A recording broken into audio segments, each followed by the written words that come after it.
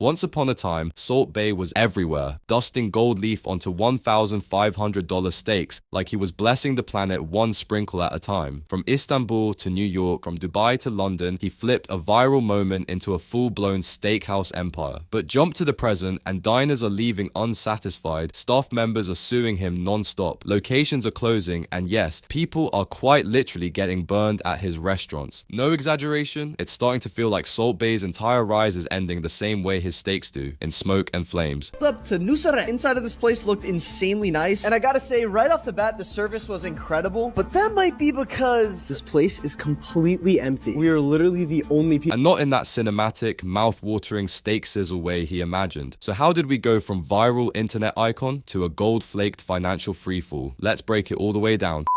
At the beginning, Salt Bae wasn't just grilling steaks, he was cooking up a worldwide brand. He launched Nusr-Et, his luxury steakhouse empire, and planted it in every high-gloss city imaginable. Dubai, Miami, London, New York, Beverly Hills, even Mykonos. These spots weren't really restaurants though, they were Instagram stages. The food was secondary to the performance. This wasn't dining, it was a live show. $100 burgers, $1,000 gold-covered steaks, $99 milkshakes topped with real gold. That's not a beverage, that's a dentist's retirement plan, but none of that mattered. If you had money or clout, you had to be there. Celebrities showed up like it was a movie premiere. Leo, Beckham, DJ Khaled, everyone filming slow motion clips of Salt Bae doing his signature salt drop like he was performing a sacred ritual, and for a while, it worked. The hype was off the charts, business was exploding, and the money was flowing. But the moment the viral spell started fading, the cracks showed immediately. Things unraveled fast. And it didn't start with the food, it started behind the scenes. The employee lawsuits came down hard. 4 workers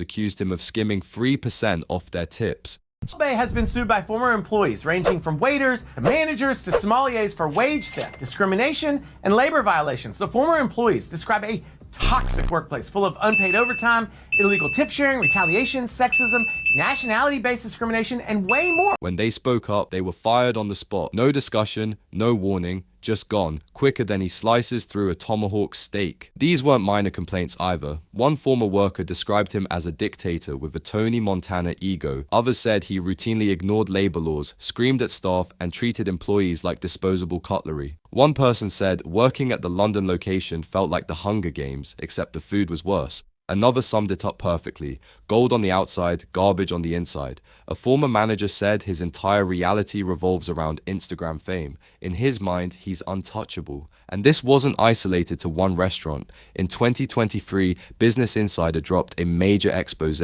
9 former employees, 6 different locations. The allegations were ugly. Wage theft, discrimination, verbal abuse, random firings, and even claims that female employees were pressured to dress provocatively. The steakhouse started sounding less like fine dining and more like a trashy reality show. Imagine Hooters and the Wolf of Wall Street mashed together, then put in charge of waitstaff. And let's be real, the food was never the main attraction. People weren't paying for flavor, they were paying for content. Once the clout dried up, the crowds disappeared. By 2024, 3 New York locations shut down, including Salt Bae Burger, the place trying to justify $100 burgers and $99 gold flake milkshakes. Like, who was that menu designed for? A billionaire's toddler? The wild part is that he genuinely believed those prices made sense, as if he was serving luxury-level cuisine instead of overpriced gimmicks. Now the tables are empty, lawsuits are piling up, and customers are leaving disappointed. What started as viral salt drops has turned into court dates and closures. Salt Bae's once golden empire is starting to look less like a luxury brand and more like a very expensive punchline. Why is it so expensive? We are not expensive. This is, perception, not reality. Our product, best of the best. Here's how ugly it really became. Salt Bae's London flagship, the same place that once printed receipts longer than your student loan balance, watched profits fall by 48% while sales tanked 31%. And their genius fix? They shut off the heat. Yes, during a brutal UK winter, diners were sitting there freezing while dropping $630 on a tomahawk steak. That's not fine dining, that's an endurance test. The reviews were savage. On TripAdvisor, the restaurant ranked 14,570 out of 15,000 3,700, bottom 4%. I've seen highway gas stations with better reputations. Over in Greece, same downward spiral. His once packed steakhouse went from about 600 reservations a day to barely 200. That's a 67% collapse, which in restaurant math is basically a death sentence. The whole empire was hemorrhaging customers like a rare steak bleeding onto a paper plate, and somehow he kept finding ways to make it worse. Take Boston. That location didn't last a year or even a month. It shut down after 1 week. 1 week. Violations everywhere. COVID rules ignored, fire exits blocked, broken fridges, busted dishwashers, overcrowding. Man was trying to serve 4-figure steaks in what sounded like a full-on fire hazard. Instead of fixing any of this, he decided to flex. In January 2024, he posted a Dubai receipt totaling over $150,000 for a single meal. The caption, "Money comes, money goes." Yeah, mostly goes straight down the drain. The internet cooked him instantly. This could feed 100,000 kids. Disgusting during a global recession. You should be ashamed. And people didn't forget Venezuela either. Salt Bae had proudly served gold-covered steaks to the Venezuelan president while ordinary citizens were starving and struggling to afford rice. It was never about food. The entire brand was built on shock value, clout chasing, and feeding his own ego. And even social media, his original playground, started turning on him. By late 2023, his Instagram growth didn't just slow down, it reversed. He was losing followers. Even the bots seemed to clock out. But nothing beats the most embarrassing moment of his entire career, the 2022 FIFA World Cup final. Argentina wins. Argentina are champions. Lionel Messi is emotional. The moment is historic. And here comes Salt Bae, sneaking onto the pitch like he slipped past security with a fake badge. He grabs Messi, pulls at his arm, begs for a selfie like that one awkward uncle who crashes weddings uninvited. Messi's face says everything. Who is this guy and why is he touching me? Then it gets worse. Salt Bae grabs the actual World Cup trophy, kisses it like he scored the winning goal, even bites it like he's checking if it's real gold.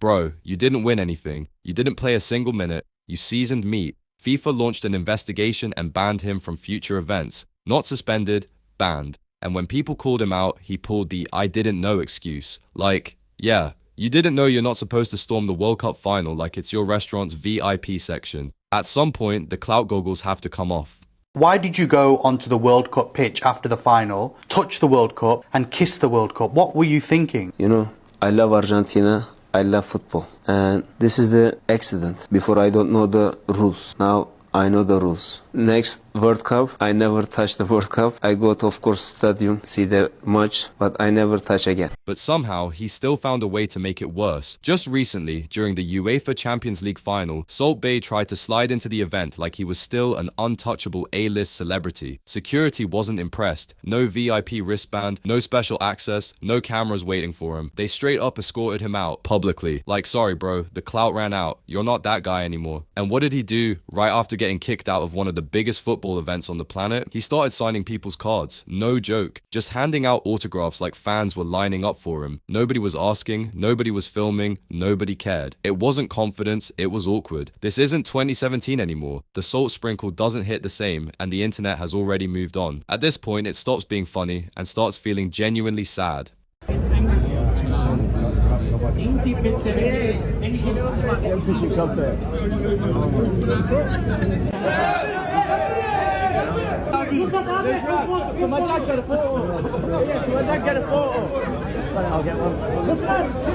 Salt Bae isn't just a meme chef anymore. He's a guy who got so lost inside his own hype that he completely forgot he was supposed to be running a real business. Go look at his Instagram right now. Half of it is shirtless gym flexing like he's auditioning for a midlife fitness influencer arc. The other half is painfully awkward selfies with celebrities who look like they're counting seconds until they can escape. And the rest is overly filtered gold-covered steaks nobody even asked to see. He really tried to stretch a 5-second salt sprinkle into a billion-dollar lifestyle empire. But here's the truth, nobody ever sat him down and told him, you cannot build a lasting legacy on memes and mustard-colored meat. Eventually, people stop clapping. They start asking questions. They want real value. Not glitter, not lawsuits, not a $275 steak that tastes like sad hotel room service disappointment. Now, Salt Bae is stuck in this strange, uncomfortable limbo. Too famous to completely disappear, too cringe to be taken seriously, and too broke to keep up the illusion he built.